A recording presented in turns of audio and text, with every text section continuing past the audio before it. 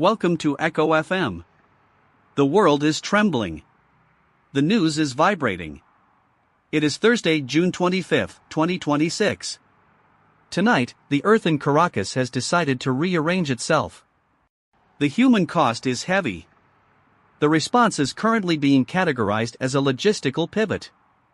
Meanwhile, in the digital realm, our brightest minds are moving from one corporate vessel to another. They are trading one set of golden handcuffs for a more refined, platinum pair.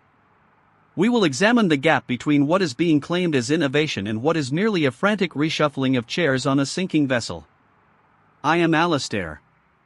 I have been counting the times we have been told this is the new normal. It is not normal. It is just persistent. I am here with Ronald in the studio and Victoria on the ground. Let us begin.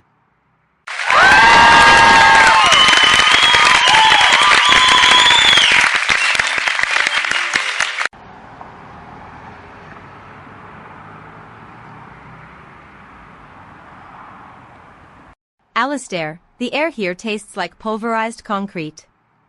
I am standing in Altamira. It is a neighborhood that existed yesterday. Today, it is a graveyard of rebar and broken glass. I want to be really clear about what I am seeing. There is a blue plastic tricycle sitting on top of a crushed sedan. No one is riding it. People are digging with their bare hands because the official machinery for heavy lifting is stuck in a traffic jam of bureaucracy. The government statement called this a tragic anomaly. But when you look at the age of the infrastructure, the lack of maintenance, and the indifference of the Central Planning Committee, you realize this was not an anomaly. It was a structural decision. I am watching a mother search for her son in a pile of bricks. The world is busy calculating the cost.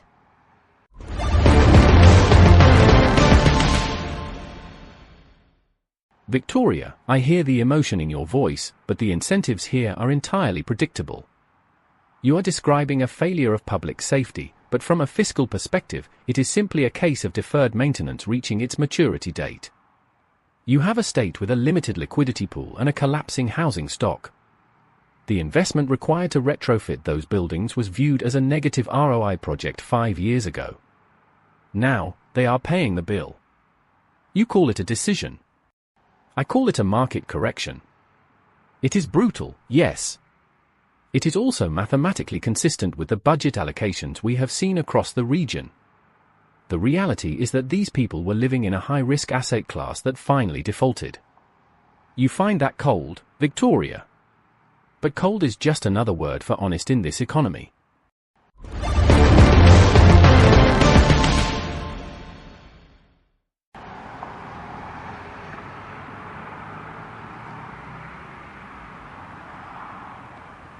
Ronald, your ability to abstract a tragedy into a series of financial spreadsheets is honestly impressive. You say it is a market correction. I am looking at a woman holding a photograph of her husband. She is not a market correction. She is a person who had a life 2 hours ago. I want to be really clear. The incentives you are talking about are the reason the rescuers are using their own cars to transport the wounded because the ambulances were sold off during the last austerity phase. They are calling it a public-private partnership for emergency services. The partnership is currently invisible. The emergency is very much here. You are talking about the architecture of the balance sheet while I am standing in the literal wreckage of it. Your honesty is just a way of avoiding the smell of the dust in my lungs.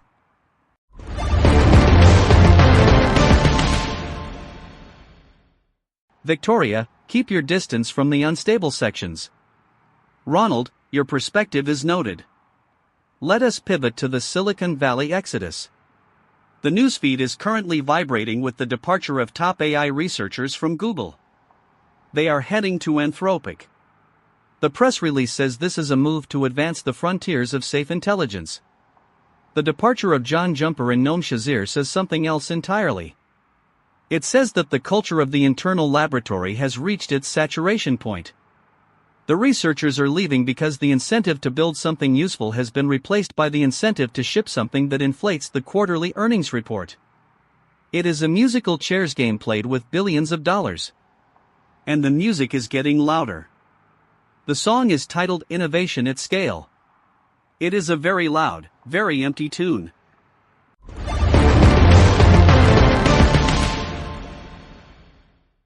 Alistair, you are missing the play. This is a classic talent arbitrage. When a company like Google reaches a certain size, its internal bureaucracy makes it impossible to move at the speed of current LLM training cycles. The brightest minds know that if they stay, they will spend 80% of their time in meetings justifying their existence. Moving to a smaller, more focused startup allows them to capture more equity while still working on the same proprietary weights. It is not about safety. It is about a Series B valuation. They are not chasing the frontier of human intelligence. They are chasing the frontier of their own net worth. That tracks. If you were sitting on their stock options, you would be packing your bags too. The mission is irrelevant. The capital is the only variable.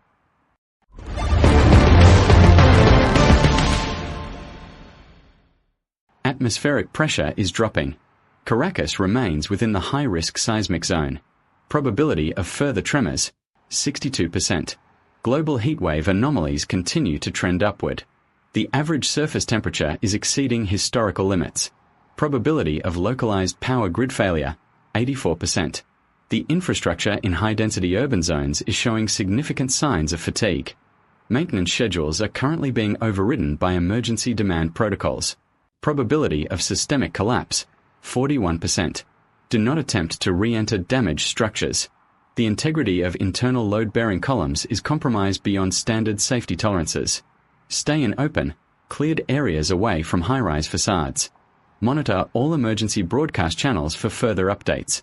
Do not assume the stability of your environment. The structural reality is shifting. Adjust your expectations accordingly. Caution is mandated. Remain in a state of constant, vigilant observation.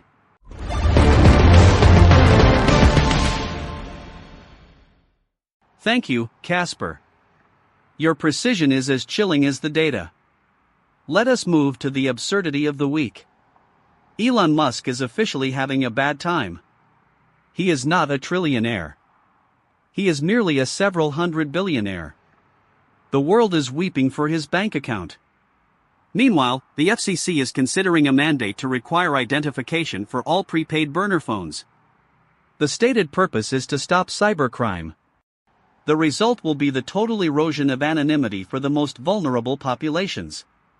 Domestic violence survivors who rely on these devices to escape their captors are now effectively being tracked by the state.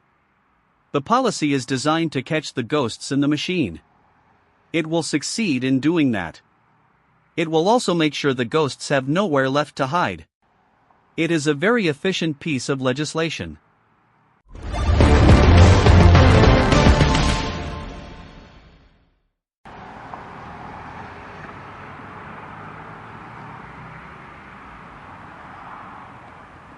Alistair, I am listening to you discuss the FCC while the dust here is settling on shoes left behind in the panic. I want to be really clear. The people I am talking to in Caracas do not have burner phones. They have broken phones. They have phones with no signal because the local towers folded like paper in the wind. The irony of the global conversation is that it is obsessed with the security of the digital, while the physical world is literally falling to pieces. I spoke to a medic who told me they have no bandages. They are using strips of fabric from curtains. There is no anonymity here. Everyone is exposed to the elements. Everyone is waiting for a rescue that is busy checking the terms of service on their own existence. The contrast is not just sharp. It is fatal.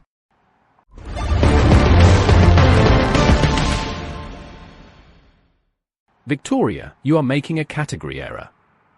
The FCC mandate and the tragedy in Caracas are not connected by empathy. They are connected by a global trend of state consolidation. Everyone wants to control the variables. Whether it is a government trying to track burner phones or a rescue operation failing to manage its assets, the goal is the same: to reduce the chaos of the human condition to a manageable set of data points. It is a feature of the system, not a bug. They want to know where you are, what you are saying, and whether you are a liability or an asset. If you are in the rubble, you are a liability. If you are a burner phone user, you are a ghost. Both are being addressed by the state. It is working exactly as planned.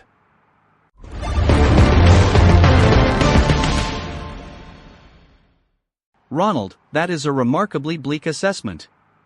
It is also, unfortunately, accurate. We see it in the news from the UK. The NUH mortuaries have been cited for 10 shortfalls.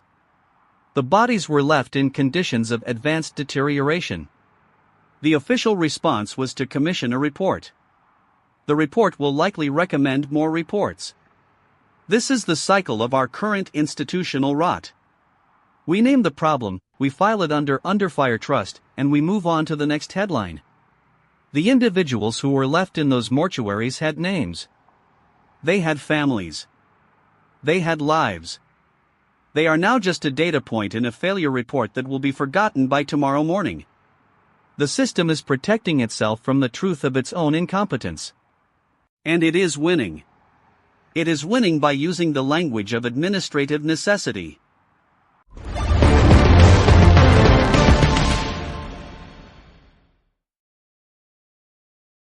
Alistair, you are looking at the mortuaries and the earthquake as disparate events.